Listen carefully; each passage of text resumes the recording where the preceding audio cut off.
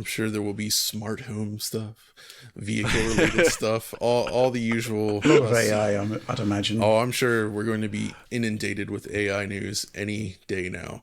Yeah, there's going to be obviously NVIDIA and AMD briefings, and that's the kind of the new gold rush, isn't it, from a technological standpoint?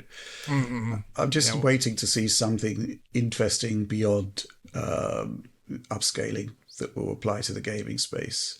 Yeah, that would be nice because, like, I mean, we've had DLSS for, I mean, I guess ever since the 1.0 iteration, but seeing deep learning applying to real-time visual graphics or even just real-time game design in a more, I'm looking at the finals right now, and they use machine learning for the voices, and I've kind of waffled whether I should even talk about it in the video because it's like you just hear voices and it's kind of, they just sound like people, but maybe a little bit artificial. It doesn't really affect the experience too much.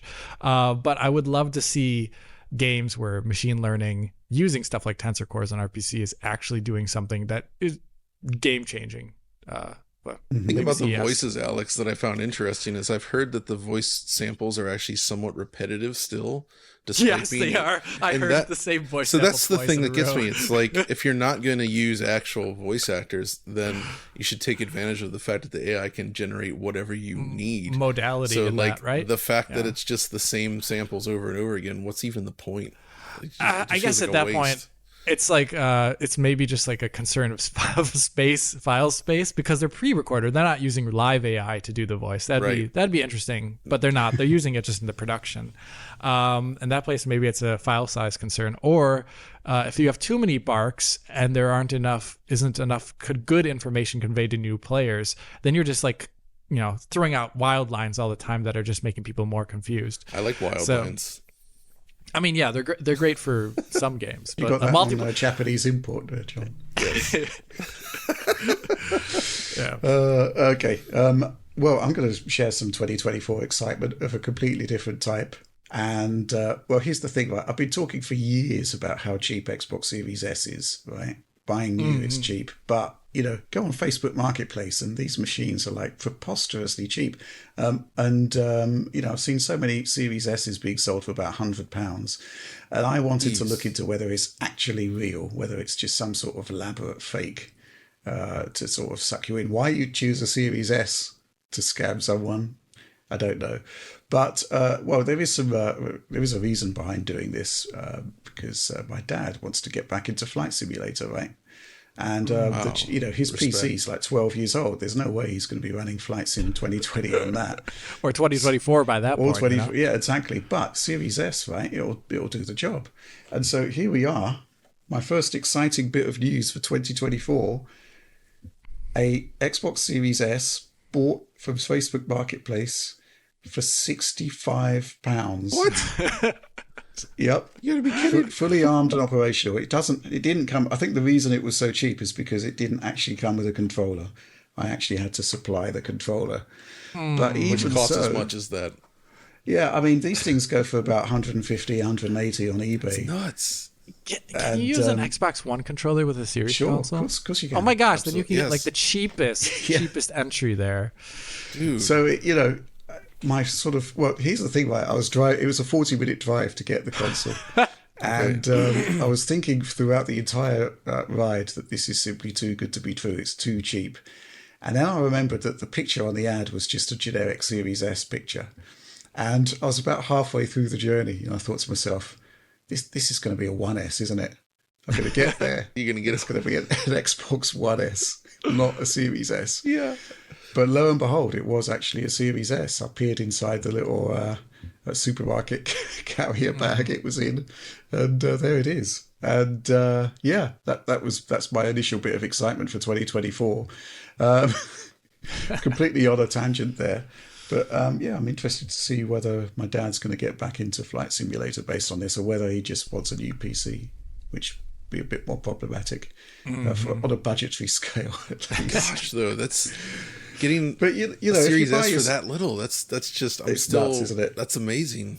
Yeah, what a deal. And the other thing, of course, it's almost like a victimless crime, because you might be thinking to yourself, well, Microsoft would probably want a new Series S sold, except, they probably still, at best, breaking even, or possibly worse, losing money on Series S. So buying secondhand, and if you go into like Game Pass or something, they're actually up on the deal. It's a fantastic little machine. I'll tell you that, one last thing about the Series S here, which I really like, is the fact that, well, it's a console. I mean, look at these hulking things in the background there. And, the Series S it's a console. It is physically a console. It's priced like a console. And for those reasons, I kind of love it. Missing physical media. Just missing the physical media console thing. Oh, yeah, the physical media. It's about half a console, but yes. Yeah. Okay, fair enough. Let's move on to some more 2024 excitement. Alex, on the PC side, what are you sort of geared up about? Oh, well, there's actually quite a lot of things here. One thing I want to talk about is we talked about at the end of the year last year, the whole Star Citizen stuff. Well, one thing that 2024 is going to bring about is, since they did demo it off and they've been testing it, or versions of aspects of it in their public test universe, as they call it, is going to be server meshing. And it's going to be probably the form of server meshing that is static, where different regions of space are just dedicated to servers that connect to this replication layer that the game has. And that is going to be interesting for me because I've been following the project since, when it originally launched in 2012, it wasn't actually this, but at least since when they gave out the idea of what the Star Citizen universe would be like, that's when I thought like, oh, wow, okay, this is interesting. And this is essentially like the fruition of the massively multiplayer aspect of Star Citizen. And that is looking to be a 2024 thing. I don't think they've public roadmapped exactly when server meshing is going to go online. But I'm expecting maybe in summer is what I would expect based upon the current way things have been tested. That would be like the second patch or maybe third patch of the year. That's going to be awesome. And I think beyond when they release Vulcan, maybe that's two separate videos at this point in time, I'm actually super excited about this because I can finally show John Star Citizen. Yes. I can finally... We can do it. We can do it. We can do shenanigans too with some sort of space org there. Maybe have 100 people spell DF on a planet surface. Yeah, shenanigans. Space shenanigans. Hijinks, perhaps. Hijinks, yeah, wacky hijinks. I'm actually super excited for that. And then obviously, as the year goes on, Squadron is going to be progressing slowly. And if I can, I would love to go and visit the team again, either in... they moved to Manchester, or maybe I'd go over to where John lives in Frankfurt and see what they're up to there too, because they have two big offices in those two cities there. And they got a new swanky office down here in Frankfurt in a building that was just built in the last year or two.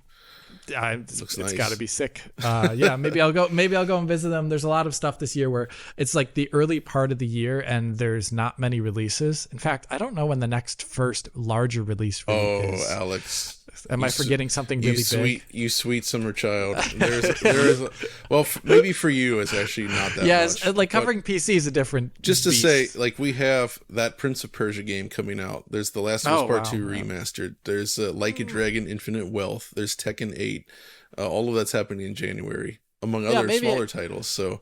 Yeah. So for me though, I don't think I'll be making. I know what you're PC gonna be video. Making, Suicide Squad Kill the Justice League, February 2nd. Alex Battaglia, review. God, the worst thing is the review. Alex Battaglia, the review, the game.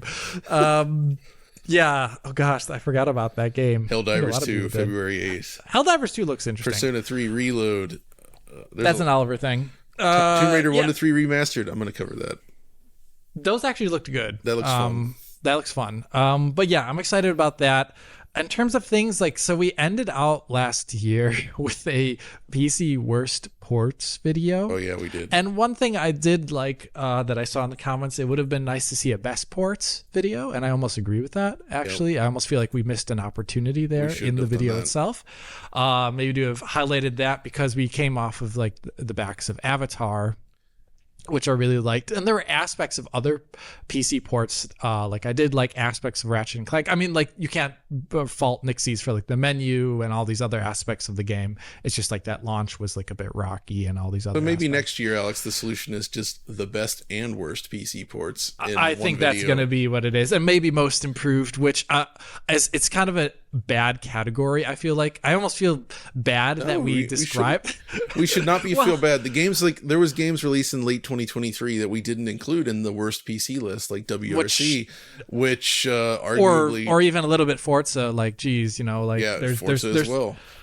Yeah, like where I just I just feel bad, a little bit bad about the most improved category, just because like the game shouldn't be launching like that anyway. It shouldn't need most improvement winnings. Well, that was one of the feedback points to that video, is why we included or didn't include games within that 3-month window. We were kind of setting aside 3 months for them to get their act together, basically, and it's a perfectly valid point. They should have their act together on day one. I agree. It's perfectly valid. Or at least within the first couple of days, right? Yeah. So I would change it to like maybe 2 weeks or something. Yeah, maybe. Yeah, make it something like, because like Callisto Protocol within 2 weeks fixed most of the core stuttering, as an example. But hot off that, and hot off like the second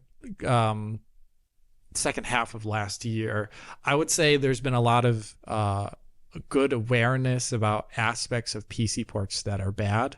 There's been enough. It's been like, I don't know, it's been 2.5-3 years of #stutter struggle at this point, I feel. I don't even know how long it is. It's a time warp. Stutter struggle. I'm stuck in a stutter still.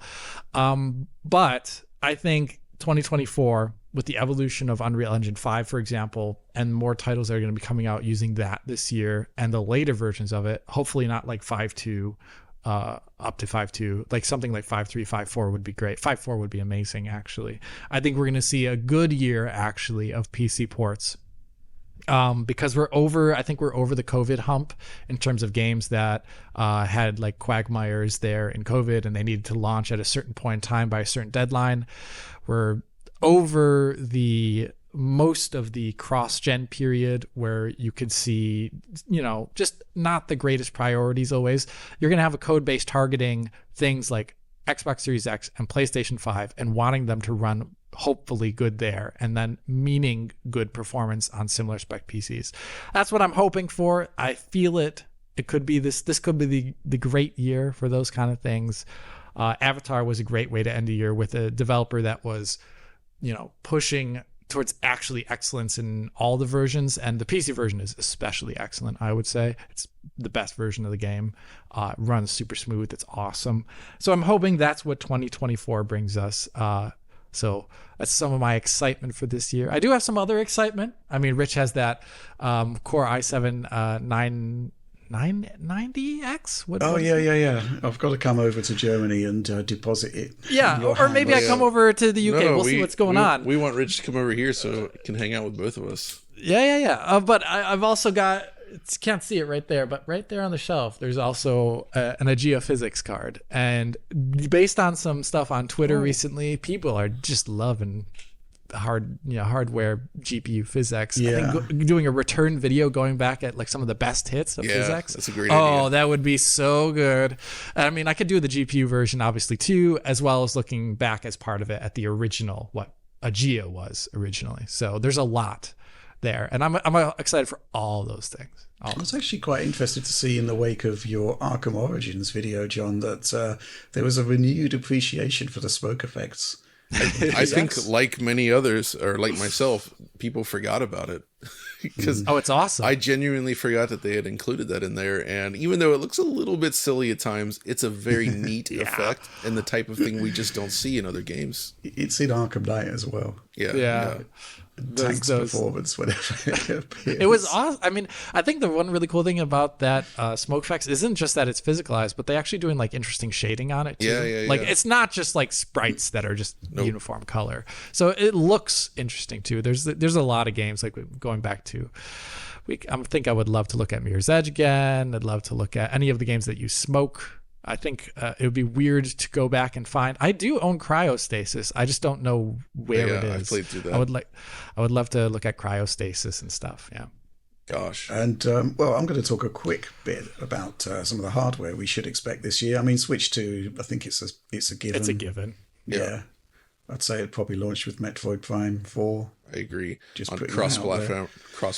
Cross-platform, I expect. Cross-gen, I think. Cross-gen. The original Switch isn't going anywhere. It will continue. It will persist. How they market it, I don't know. When they market it, I don't know. I'd expect to see something quite soon, actually, depending on whether it's going to be earlier or later in the year, I guess. Excited for that. It's going to be really, really interesting. And just the concept behind it, you know, a Nintendo machine built on an NVIDIA piece of hardware that's got ray tracing, that's got machine learning capabilities. It is so unlike Nintendo, I would say, to actually make a machine like that with hardware like that. And I'm really excited to see what they're actually going to do with those sort of features, right? I think it's going to be tremendously exciting. Maybe not in the launch window games where they've still got an eye towards the older Switch as well. And I suspect we'd probably just see, you know, the usual stuff there, like resolution, texture increases, possible faster performance, whatnot. But, you know, still excited by that. Still kind of curious to see what form the machine will take, bearing in mind what we know about the chip inside of it. The question is how they're going to utilize DLSS, because I think we've kind of conclusively proved at this point that it has a computational cost that is very limiting on a mobile. So yeah, I'm really excited about that, and equally excited about what they're actually going to do software-wise. And of course, the second thing, of course, is PlayStation 5 Pro, which is mooted. The professional, mooted for November, I guess, October, November. How they're going to iterate on PlayStation 5, whether we're going to see some sort of bespoke Sony upscaling solution.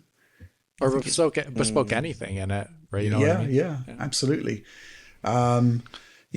So that's the sort of hardware side of things. We'll talk about that separately because it's basically a done deal at this point. We've got the 40 Series Super happening quite soon.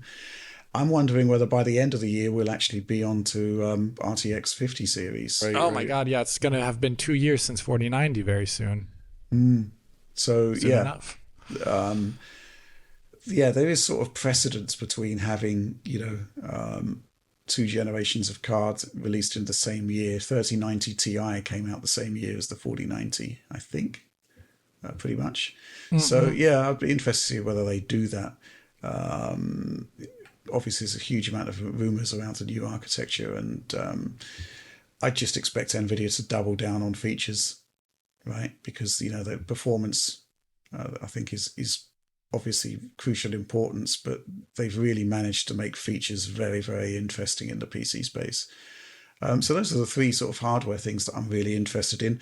There is, of course, the Xbox refresh, which, if the FTC leak is to be believed, it's the adorably all-digital Series X. I hope they've reconsidered that. Yeah, I hope there's been some reconsideration there, because I'm just struggling to find the market for it unless it's noticeably cheaper. I guess it's I know they want to drive people to Game Pass. Obviously, that's a huge moneymaker, but I just feel like them leaving behind an entire marketplace, basically, like the physical media marketplace, whether you're just buying digitally on Amazon and getting your physical media through the mail, or if you're just going to a shop, right? Like, even if that doesn't account for that large of their sales, that doesn't make sense. I just don't understand why they want to completely cut it off and to say, all right, Nintendo, Sony, you guys go ahead and have it all to yourselves, right? Because that's what that would do at that point. Because I think then, that shows where they're heading in the future, and if they discontinue the original Series X, then they no longer sell a console that can support the discs in stores. So there's no mind space in the store other than the console itself and the gift card for Game Pass. But maybe the physical disc sales on Xbox have been so low that they don't feel the need to do it because they have pushed that sort of digital side of things. So, I mean, they're not going to do anything without having done tons of research behind the scenes, right? So any move that they make is largely fueled by those by knowledge that they've gained over the years. So, but we'll see. I've got one more hardware excitement. Because, sorry, you've got Rich mentioned NVIDIA, but I'm actually all into Battle Mage. We should see something there, right? We should be seeing Battle Mage this year. I think that it's actually on track. And given the whole Meteor Lake stuff going on, they are pushing hardware in new directions. So, what is Battle Mage going to be like? What category of card will it be? They already have a really awesome feature set with Arc. It's just, like the drivers. So I'm curious if what else they're pushing hardware-wise other than just a much larger chip that is more efficient this time around. Will they also be like NVIDIA pushing features with each new generation?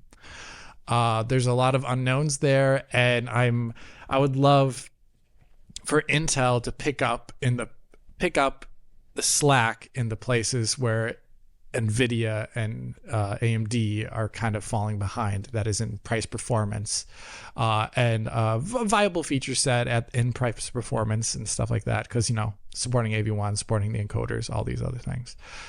Yeah, excited to see what Intel's up to. What about their frame generation? I mean, we talked about that a little bit in prior Direct, but we hadn't seen the presentation. It landed pretty much where you thought it would, though, right? Yeah. It was actually a good description of what it was in the presentation, and it's much like I said actually in the last Direct. Even though the original description there was just like it was not very helpful to figure out what was going on. They were holding their cards to their chest at that point before the presentation was actually done. I would like that. I like that we're going to see frame gen on Intel's side. I'm curious if they're going to roll it out to Arc. Though, even though like the demoing obviously was occurring on Intel Arc hardware, I think. I mean, I'd assume so. But it's just like the utility of things like that on Arc is it depends, like because it's going to require a separate integration for a game, obviously right away. And right now, I think they still need to get XeSS 1.2 in the door in a lot of games, and I don't know. We'll see. But at least for now, the future is looking extremely bright for people who want extra added features to their cards, and also making Intel an ultra viable mid to low spec category. Mm-hmm. Well, yeah, I mean, at the moment, I see the Arc A750 as the de facto choice for a bargain sort of entry-level PC. I mean, they're selling that card for like $180 to $190 now. Like 3 times the price of the Series S, right? Yeah. But when you think about what that card is doing, I mean, it's up there with 3060 Ti performance in some scenarios. It's got XeSS, it's got the machine learning silicon, it's got decent ray tracing performance, and the de facto choice before that was the RX 6600, which doesn't have particularly great RT performance, doesn't have any machine learning block.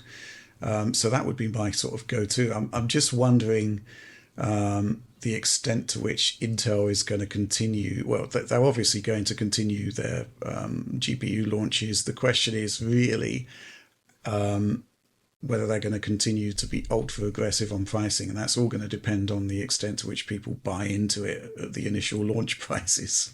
Right. Because, I think the A750's lost like a third of its price since launch, presumably because people weren't buying them, right? Yeah, but they're new to the game. Absolutely, it's going to take years to actually break into the market in the kind of scale that NVIDIA and AMD has. Mm-hmm. So, yeah, interesting times there.